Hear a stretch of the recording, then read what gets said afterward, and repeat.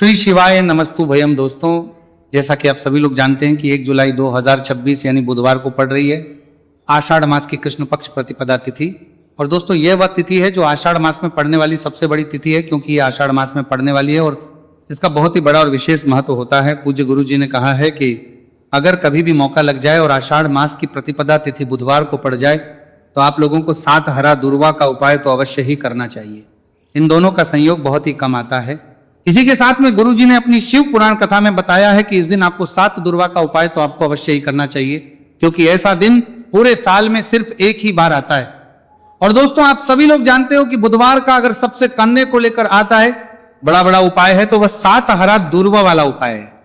तो दोस्तों, इस बुधवार प्रतिपदा तिथि के दिन आप लोगों को इस 7 हरा दुर्वा वाला उपाय को जरूर करना है। बहुत सारे लोग होंगे जिन लोगों ने इस उपाय को ना किया हो, मतलब पूरा साल निकल गया, उन्होंने किसी भी दिन इस 7 हरा दुर्वा वाला उपाय को ना किया हो। पर दोस्तों, आपके पास एक आखिरी मौका बचा हुआ है जो कि 1 जुलाई के दिन है।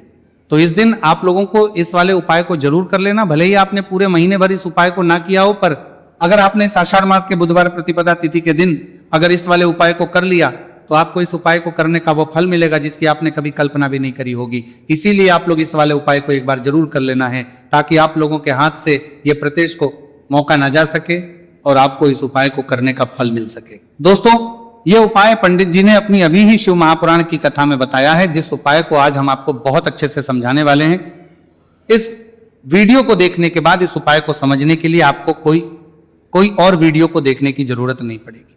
तो चलिए दोस्तों, उपाय को शुरू करते हैं। देखिए, ये इस आषाढ़ मास के बुधवार प्रतिपदा तिथि के दिन ये इतना खास होता है, इतना महत्वपूर्ण होता है। देखा गया है कभी कभी बड़े बड़े पूजा पाठ अनुष्ठान से जो मनोकामना पूर्ण नहीं होते, वो आषाढ़ मास के बुधवार प्रतिपदा तिथि के दिन एक छोटे से उपाय करने से ही आपकी मनोकामना पूर्ण हो जाती है। और बहुत सारे लोगों ने इस उपाय को किया भी है और उनको इस उपाय को करने का फल भी जरूर मिला है।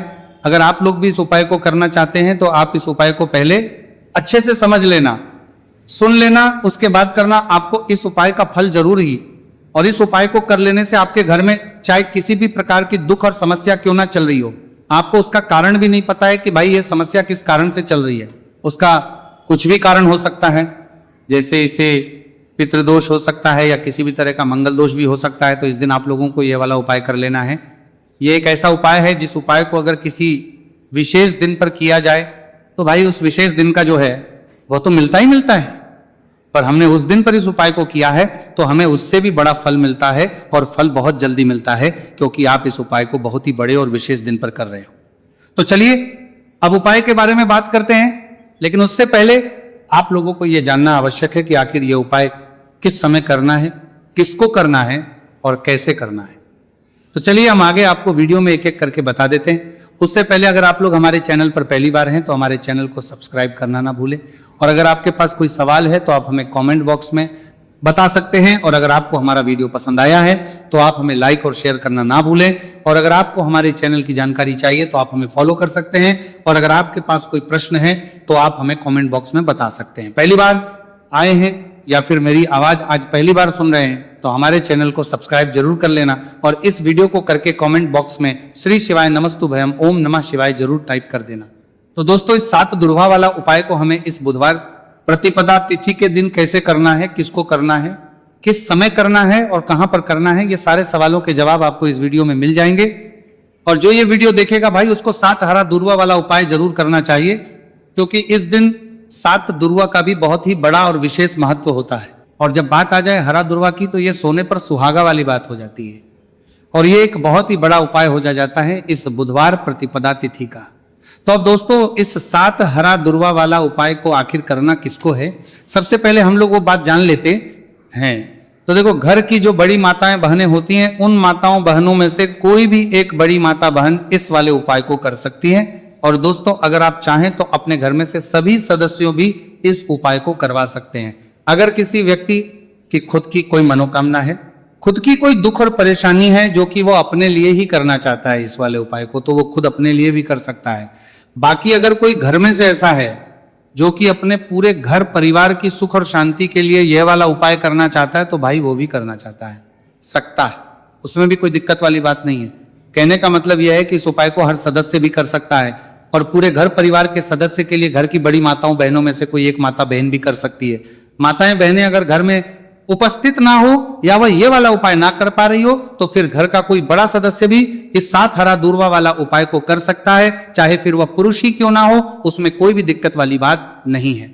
अब दोस्तों जो अगला प्रश्न निकल कर आता है वह यह आता है इसको लेकर कि आखिर इस उपाय को हमें किस समय करना है, सुबह के समय करना है कि शाम के समय करना है।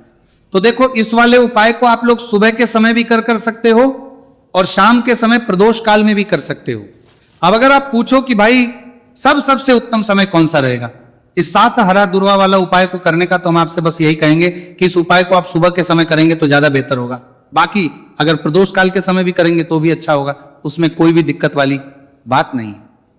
तो अब दोस्तों जो अगली सबसे बड़ी और महत्वपूर्ण बात आती है वो ये आती है कि सुबह अगर हम उपाय को करेंगे तो हमें कितने बजे से लेकर कितने बजे तक के बीच में करना है, और शाम के समय प्रदोष काल में करेंगे तो हमें कितने बजे से लेकर कितने बजे के बीच में करना है। तो देखो सुबह जितनी जल्दी हो सके आप उपाय को करने की कोशिश करना।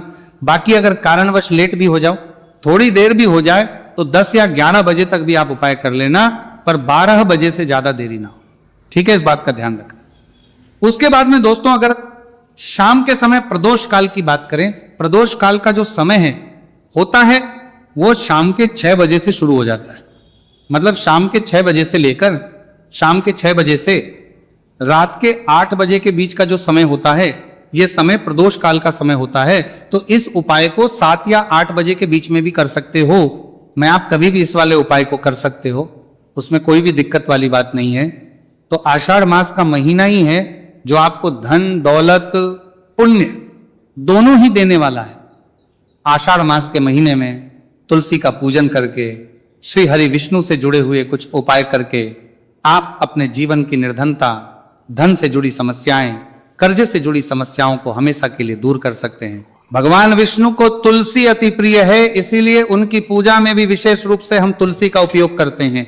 और बिना तुलसी दल के, बिना तुलसी मैया के श्री हरि विष्णु की पूजा और उनका भोग दोनों ही अधूरे होते हैं।